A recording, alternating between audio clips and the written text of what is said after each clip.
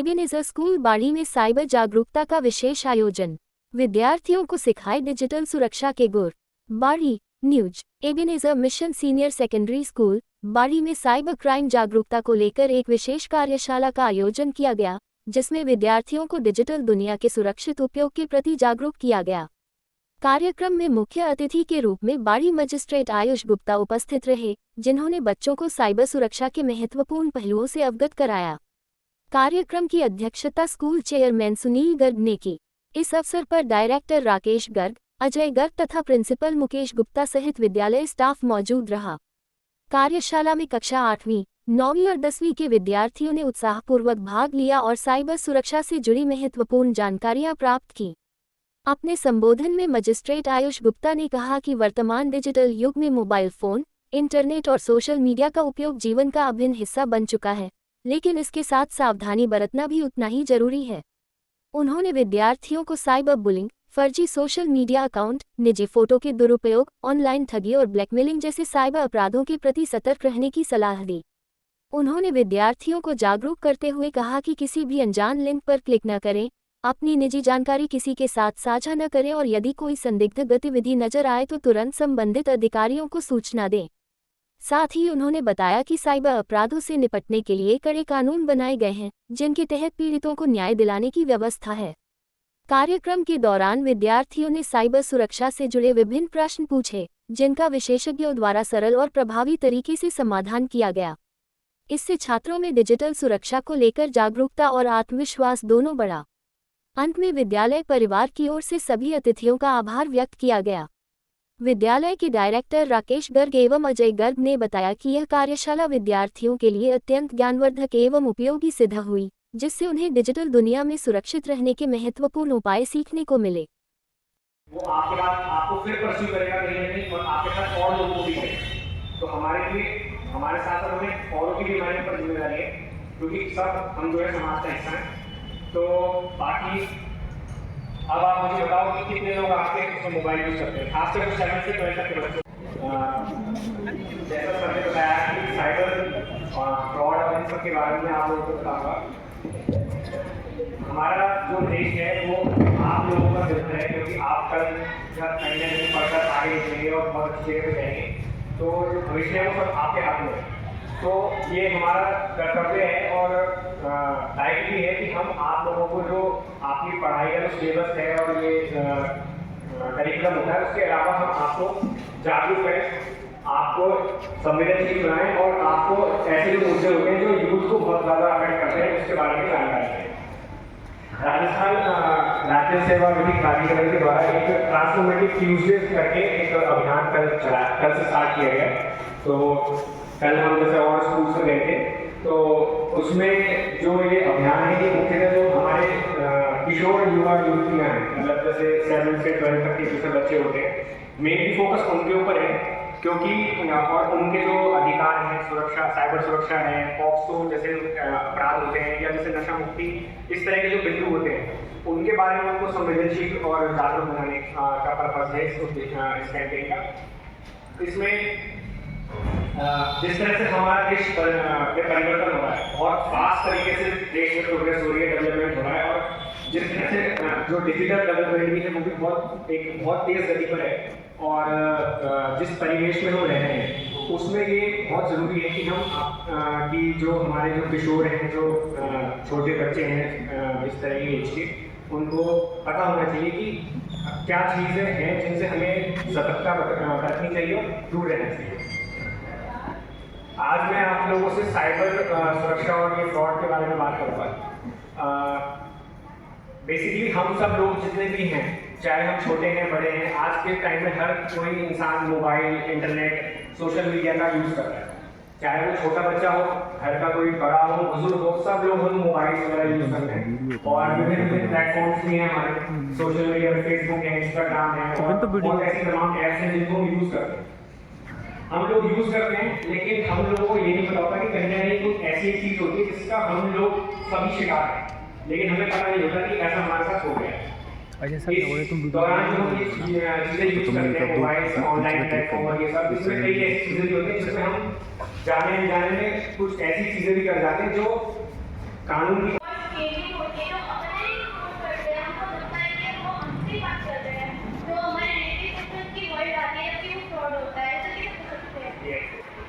आजकल का एआई बहुत खतरनाक आ गया है। बेटी ने बहुत अच्छा क्वेश्चन किया है कि कई बार जो कॉल आते हैं वो हमारी आवाज़ मतलब हमारे रिश्तेदारों की आवाज़ में आए, तो कोई बात नहीं, अब आ गया है तो रिश्तेदार की आवाज़ में, तो आपको ऐसा डाउट लगे तो आप एक दो क्वेश्चन अपनी तरफ से करोगे ना तो फंस जाएगा, क्योंकि उस आवाज़ को बना सकता है लेकिन जवाब उसके पास नहीं है। ये कोई पिक्चर नहीं है कि वो पिक्चर में दिखा देते हैं कि थोड़ी मूंछ लगा के आदमी एक साल तक घर में नौकरी कर रहा है, ऐसा संभव नहीं है। आवाज़ बदल सकता है लेकिन आपके क्वेश्चन का वो जवाब नहीं दे सकता। आवाज़ उसने बदल दी, बहुत अच्छी बात। अब वो क्या जानना चाह रहा है आपसे, आप समझ जाओ। अब आपको अपने विवेक से काम लेना, ठीक है। आवाज़ उतरे या तो पैसे की मांग कर रहा है, आपसे क्या ये आपसे कॉन्टेक्ट करने की कोशिश कर रहा है, तो आप थोड़ी सी देर में समझ जाएंगे कि ये आदमी ठीक नहीं है। तो ये थोड़ा सा सुना अपने विवेक का काम लेना है, क्योंकि वाकई एआई इतनी खतरनाक है कि बिल्कुल आप पहचान ही नहीं सकते। आजकल तो पूरी पिक्चर बन जाती है और उसमें पात्र कोई होता ही नहीं है। आप देखेंगे पूरी पिक्चर में पात्र नहीं है और आप फीलिंग ऐसे करेंगे जैसे कोई हीरो हीरोइन पिक्चर बना रहे हैं। तो ये जमाना बदल रहा है, तो उस हिसाब से हमारे माइंड को भी उतना ही साफ करना है, क्योंकि हर चीज को स्वीकार करो, उसके विरोध में मत जाओ। एआई को विरोध मत करो, उसका उपयोग करो अच्छे तरीके से। जैसे आजकल एआई का उपयोग हम लोग भाषण बनाने में, अपने कंटेंट बनाने में, अपने एजुकेशन बनाने में काम में ले रहे हैं। हम लोग अपने सामग्रियों से बनवा रहे हैं, तो उसका अच्छा यूज करो, बुरा यूज मत करो। और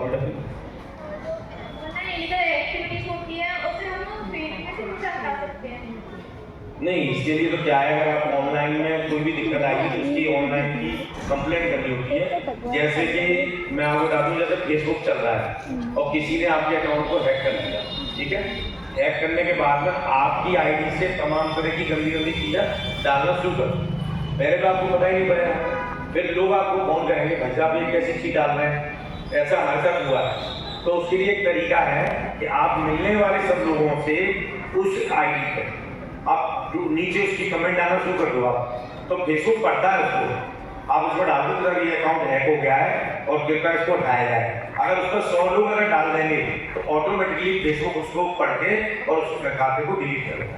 और दूसरा उसकी कंप्लेंट भी होती है। मैंने से बाड़ी में से 3 अकाउंटों को हटवाया, वो अकाउंट हैक हुए थे और उन्होंने असली फोटो डालना शुरू किया और उसे पता ही नहीं था। उसके बाद फिर फोन आए तो उसने देखा ये क्या हो रहा है, तो फिर हमने सबने मिल करके 100 लोगों ने उसके ऊपर कंप्लेंट डाली, उसको हमने कंप्लेंट नोट पे तो वो खाता वहाँ से उसका फ्रीज हो गया था। तो इस तरीके से हम लोग किसी भी ऑनलाइन पर आपके कोई इंस्टाग्राम पर इस तरीके से होता है तो सभी ये प्रोसीजर है कि हैक अकाउंट को कैसे हटाना है। नहीं है तो आप एआई से पूछ सकते हैं या आप और गूगल पे जाके पूछ सकते हो। सबसे ज़्यादा फ्रॉड ना हो रहा पता है, गूगल साइट पे हो रहा है। होता है सबके साथ ये जो बच्चे होते हैं, तो हमारा जो मानसिक लेवल होता है और इस तरह से होता है कि हमें हर चीज़ बहुत अच्छी लगने लगती है, तो हम गलत चीज़ों की तरफ ज़्यादा चीज़ें लगते हैं। तो इसलिए आप बहुत वीक सेक्शन हो, तो जो अपराधी है उसके लिए बहुत एक सॉफ्ट टारगेट हो, तो इसलिए आपको बहुत ज़्यादा सतर्क रहना है। आप लोगों ने मुझे इतने आराम से सुना, उसके लिए और वो आपके बाद आपको फिर परस्यू करेगा कहीं ना कहीं और आपके साथ और लोगों को भी करेगा। तो हमारे लिए हमारे साथ साथ हमें औरों की भी हमारे ऊपर जिम्मेदारी है, क्योंकि सब हम जो है समाज का हिस्सा हैं। तो बाकी अब आप मुझे बताओ कि कितने लोग आपके उसमें मोबाइल यूज़ करते हैं, खासकर 7 से 12 तक के बच्चे कौन लोग करता है मोबाइल। लेकिन वो शर्म वाली बात नहीं है, तो करता ही होता है ऑनलाइन फेसबुक पर, इंस्टाग्राम पर, फेसबुक पर है, इंस्टाग्राम पर है और भी बहुत सारी ऐसी साइट्स होंगी जो टेलीग्राम है और पता नहीं कौन कौन सी है। तो आपके सब क्या अकाउंट, तो अब आप मुझे ये बताओ कि आप भविष्य में जो मोबाइल है उसका सही तरीके से यूज करेंगे। बोलो जोर से बोलो।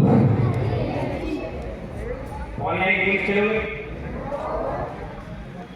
तो इनवांटेड लोग हैं जो आपको बात करने की कोशिश करते हैं, इस तरह की उनसे बात करोगे तो हमें इस तरह से कुछ नहीं करना है, आपको बिल्कुल सेफ रहना है, क्योंकि आप सबसे वल्नरेबल सेक्शन, वल्नरेबल मतलब weak section, weak in the sense में कई बार तो आ गया सर कोई सर को मैंने आगे पर आ गया आप कौन जाता है, आ जाते हो सर पूछना क्या नेम पूछना नेम मालूम है? अच्छा चलो बच्चे जो आपका स्टडी करिकुलम है उसके एडिशन में जब भी आपको समय मिले महीने में 1 बार या 2 बार 15-10 मिनट का कोई सेशन इस तरह का या और भी जो टॉपिक्स हैं जो यूथ को अफेक्ट करते हैं उसको लोग लेके आप इन लोगों को हमेशा जागरूक करते रहें, गाइडेंस देते रहें ताकि हमारा देश और सुरक्षित रहे। सभी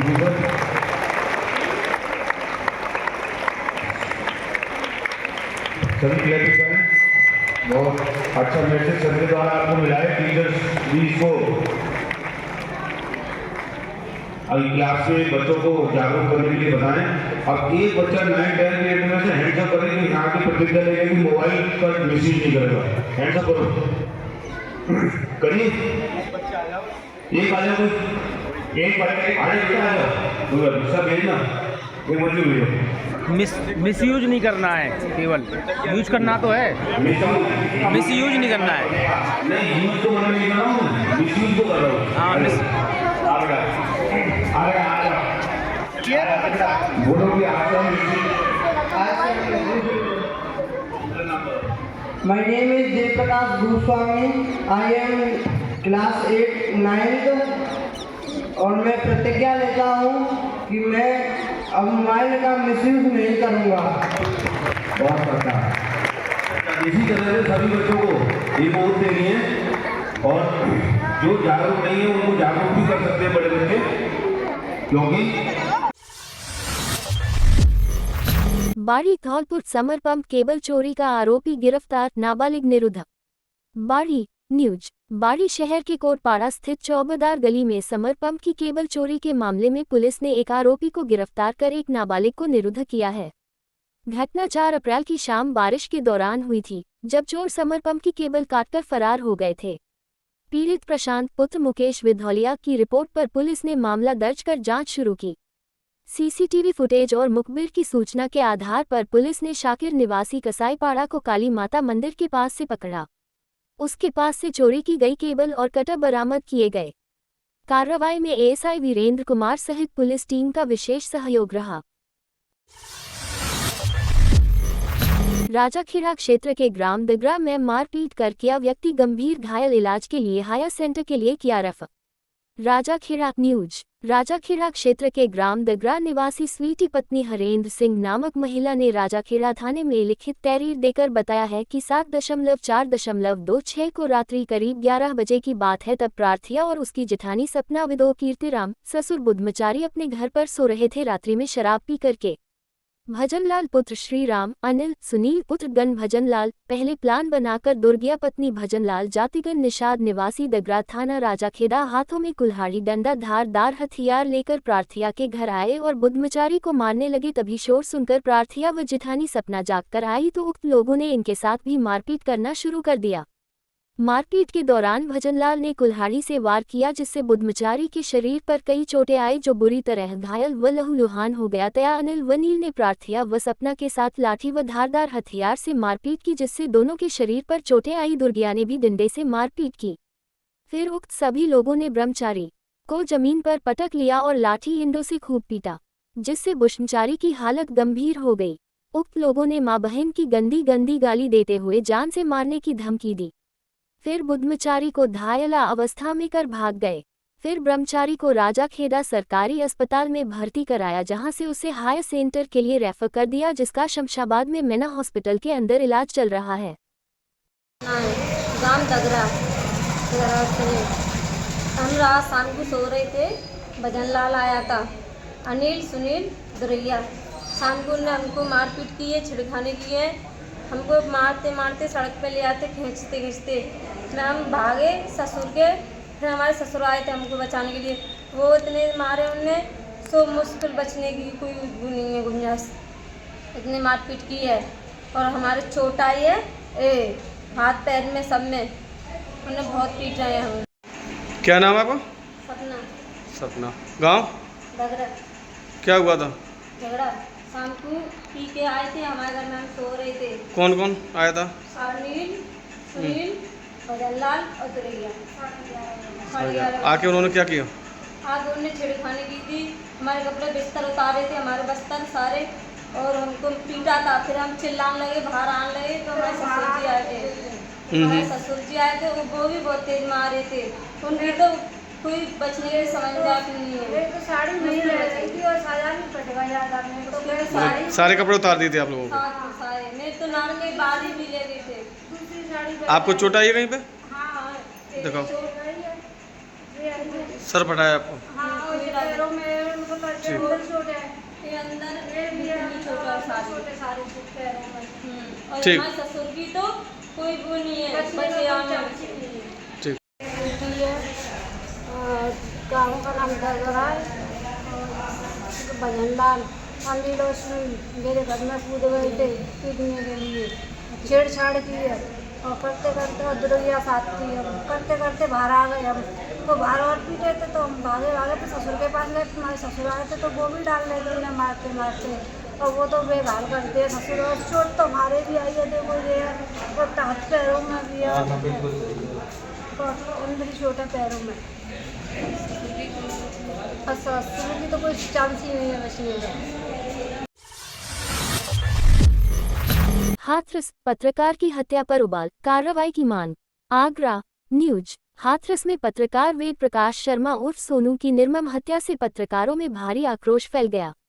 उनका शव सहपु क्षेत्र के एक नाले में मिला। पोस्टमार्टम में खुलासा हुआ कि हत्या से पहले उन्हें घंटों बेरहमी से पीटा गया, जिससे कई हड्डियां टूट गईं।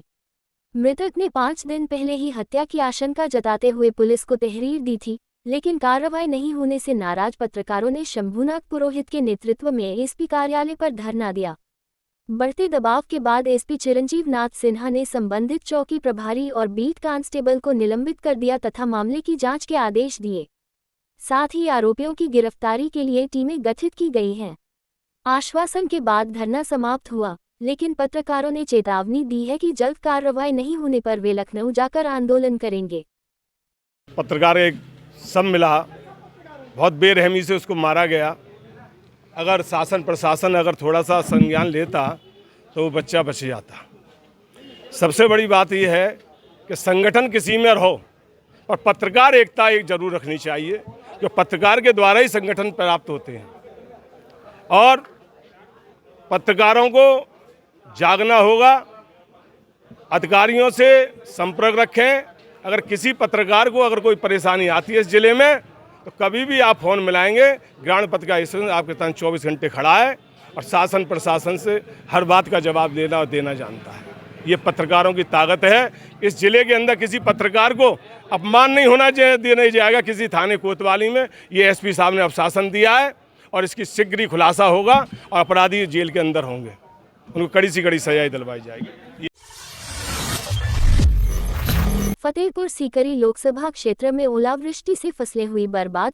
सांसद राजकुमार चाहर ने जिलाधिकारी से की वार्ता, तत्काल मिले किसानों को मुआवजा।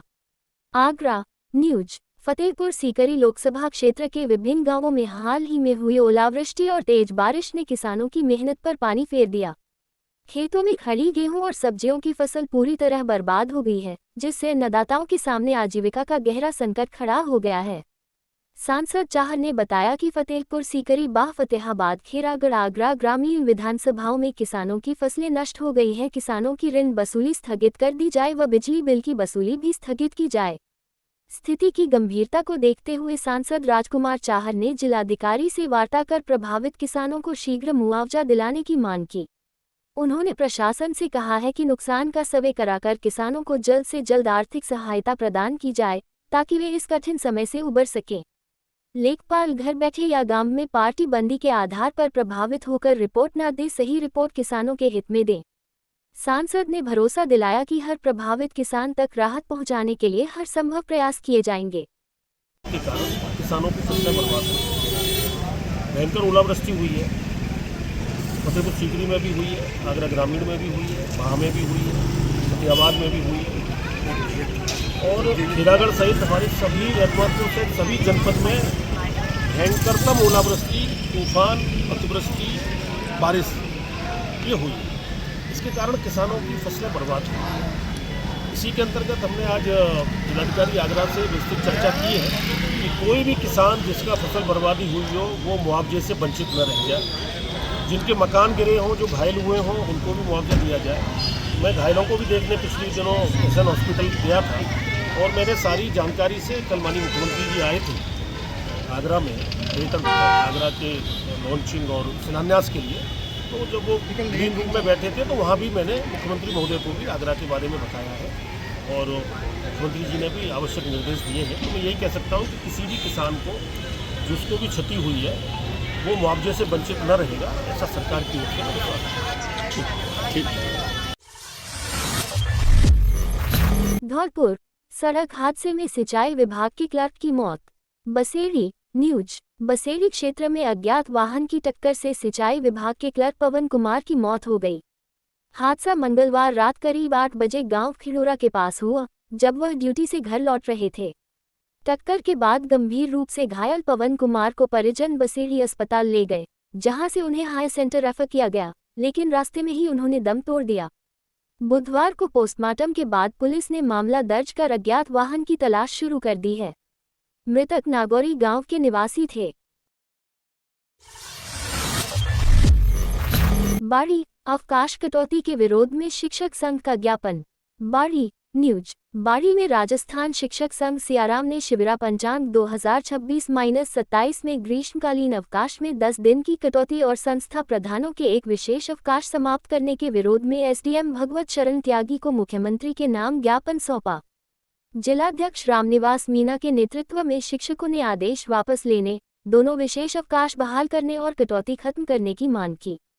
साथ ही सुझाव दिया कि यदि कटौती बरकरार रहती है तो शिक्षकों को 10 दिन का उपार्जित अवकाश दिया जाए। शिक्षक संघ ने चेतावनी दी कि मांगें नहीं मानी गई तो आंदोलन तेज किया जाएगा। धौलपुर खराब सफाई व्यवस्था पर वीडियो निलंबित, निरीक्षण में मिली गंभीर लापरवाही। सैंपो न्यूज। सैंपो पंचायत समिति अंतर्गत ग्राम पंचायत जारौली और बसई नवाब में खराब सफाई व्यवस्था मिलने पर जिला परिषद के अतिरिक्त मुख्य कार्यकारी अधिकारी एसीओ बबलीराम जाट ने ग्राम विकास अधिकारी कृष्णकांत शर्मा को निलंबित कर दिया है। निलंबन अवधि में उनका मुख्यालय जिला परिषद धौलपुर निर्धारित किया गया है। मंगलवार को एसीओ बबलीराम जाट ने विकास अधिकारी रामबोल सिंह गुर्जर के साथ दोनों पंचायतों का औचक निरीक्षण किया। इस दौरान नालियां गंदगी से अटी हुई मिली, रास्तों पर कचरे के ढेर लगे थे और पंचायत भवनों में जाले पाए गए, जिससे साफ सफाई की स्थिति बेहद खराब नजर आई। इस पर एसीओ ने नाराजगी जताते हुए मौके पर ही वीडियो को फटकार लगाई। निरीक्षण के दौरान कई प्रशासनिक अनियमितताएं भी सामने आईं। सफाई निरीक्षण रजिस्टर अधूरे और अप्रमाणित मिले, जबकि कर्मचारी उपस्थिति पंजिका भी अपडेट नहीं थी। पूछताछ में बताया गया कि पंजिका बाइक के बैग में है, लेकिन जांच में उसमें केवल 27 मार्च तक के ही हस्ताक्षर दर्ज पाए गए। इसके अलावा पंचायत की कैश बुक और अन्य जरूरी रिकॉर्ड कार्यालय में उपलब्ध नहीं थे, जिन्हें अधिकारी ने अपने घर पर होने की बात कही। इन सभी को उच्चाधिकारियों के आदेशों की अवहेलना, राजकार्य में लापरवाही और संभावित वित्तीय अनियमितता माना गया। गौरतलब है कि राज्य सरकार द्वारा 1 अप्रैल से 30 अप्रैल तक स्वभाव स्वच्छता, संस्कार स्वच्छता अभियान चलाया जा रहा है, जिसके तहत ग्राम पंचायतों में सफाई व्यवस्था पर विशेष ध्यान दिया जा रहा है। एसीओ ने स्पष्ट किया कि जिन पंचायतों में स्वच्छता व्यवस्था संतोषजनक नहीं मिलेगी, वहां जिम्मेदार अधिकारियों के खिलाफ सख्त कार्रवाई जारी रहेगी।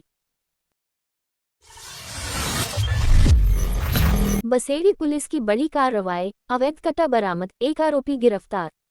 बसेरी न्यूज। धौलपुर जिले में ऑपरेशन प्रहार के तहत बसेरी पुलिस ने अवैध हथियारों के खिलाफ बड़ी कार्रवाई करते हुए 1 आरोपी को गिरफ्तार किया है।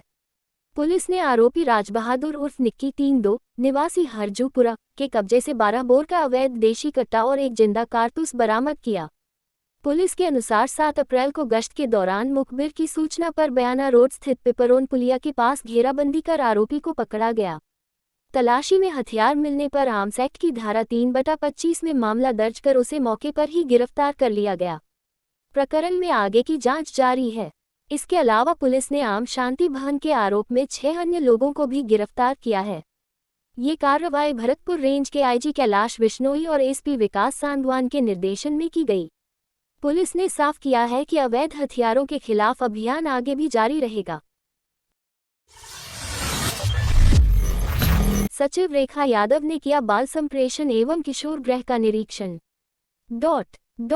धौलपुर न्यूज। सदस्य सचिव राजस्थान राज्य विधिक सेवा प्राधिकरण जयपुर एवं अध्यक्ष जिला विधिक सेवा प्राधिकरण जिला एवं सेशन न्यायाधीश संजीव मागो के मार्गदर्शन में सचिव जिला विधिक सेवा प्राधिकरण अपर जिला एवं सेशन न्यायाधीश रेखा यादव द्वारा राजकीय बाल संप्रेषण एवं शिशुगृह का निरीक्षण किया।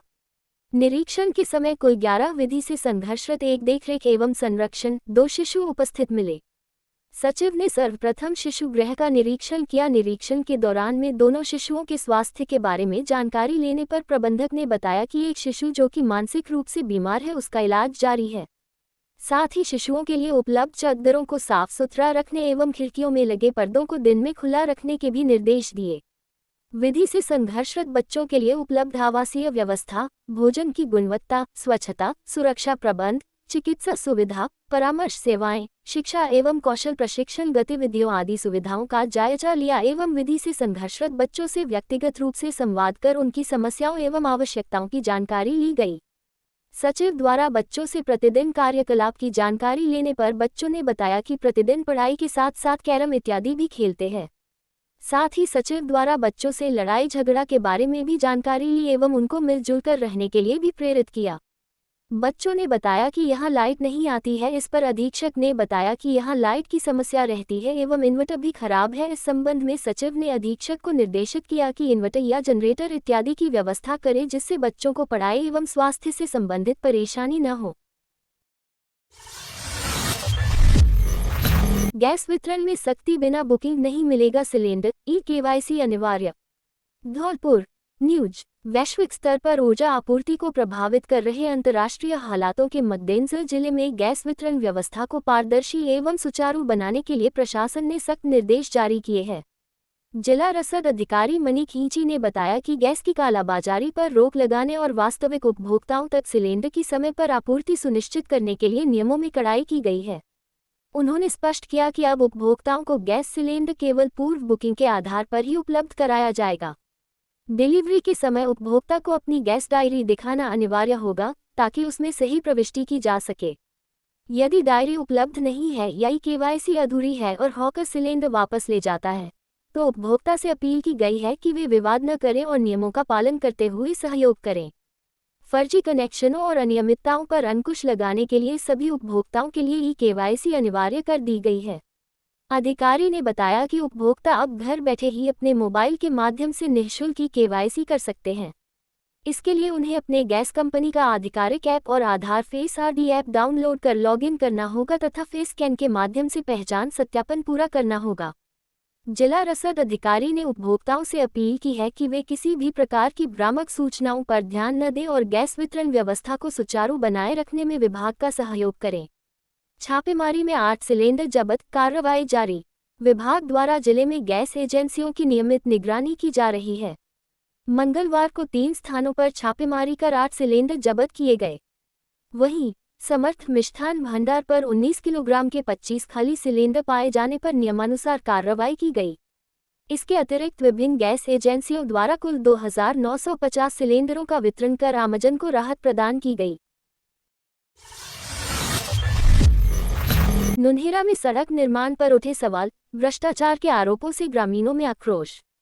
सैंपो न्यूज। सैंपो उपखंड की ग्राम पंचायत नुनहेरा में सड़क निर्माण कार्य को लेकर भ्रष्टाचार और लापरवाही के आरोप सामने आए हैं, जिससे ग्रामीणों में भारी रोष व्याप्त है।